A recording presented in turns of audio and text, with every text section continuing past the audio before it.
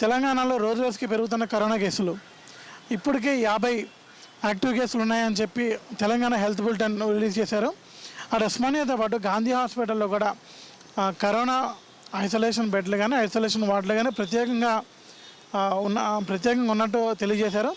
అటు health minister Damodar Rajanarasimha గారు కూడా కరోనా కేసుల మీద ప్రత్యేక దృష్టి సారించినట్టు తెలుస్తుంది. కాకపోతే తెలంగాణ నుంచి ఎవరైతే అయ్యప్ప భక్తులు కేరళకి వెళ్ళారో ఆ కేరళ నుంచి వచ్చే భక్తులు కరోనా బారిన పడకుండా చూసుకునే చర్యలు చేపడుతున్నారు. ఎందుకంటే కేరళలో అత్యధికంగా కరోనా కేసులు నమోదవడంతో ఇటు తెలంగాణకు వచ్చే అయ్యప్ప భక్తులు ఏ విధమైన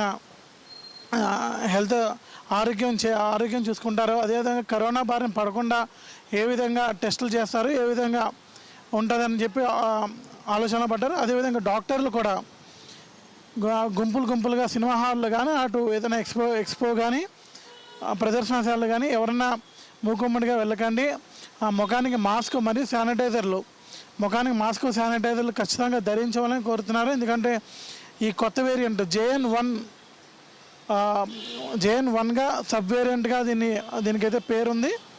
సో మళ్ళీ ఫస్ట్ సెకండ్ థర్డ్ వేవ్ లాగా ఈ ఫోర్త్ వేవ్ అటు డేంజర్ కాకుండా ముందుగానే వైద్యులు అన్ని రకాల సదుపాయాలతో ముందుగానే చర్యలు సహాయక చర్యలు కానీ అటు హాస్పిటల్లో బెడ్లు కానీ ఇంకా ఎక్కువ మందికి వ్యాపించకుండా ముందుగానే అన్ని విధమైన చర్యలు తగిన జాగ్రత్త చర్యలు చేపట్టాలని చెప్పి చూస్తున్నారు. అదే కాకుండా ఈ న్యూ ఇయర్ పండుగ ప్రపంచవ్యాప్తంగా జరుపుకునే న్యూ ఇయర్ కూడా అటు హైదరాబాద్లో అనేక పబ్బులు కానీ రిసార్ట్లు కానీ అక్కడ కూడా కరోనా వ్యాపించకుండా అటు ఈవెంట్ కండక్ట్ చేసే యాజమాన్యాలకు కానీ అటు ఆర్గనైజర్లు కానీ ఎవరికైతే కరోనా గురించి ప్రత్యేకంగా డ్రైవ్ కూడా కొనసాగించాలని చెప్పి హెల్త్ మినిస్టర్ దామోదర్ రాజనరసింహ గారు అటు వైద్యులకు కానీ అటు ప్రభుత్వానికి కానీ సూచించారు. కెమెరామెన్ వరుణ్తో మణికంఠ 6 టీవీ హైదరాబాద్. అసలు ఎన్ని సంవత్సరాల క్రితం ప్రభుత్వం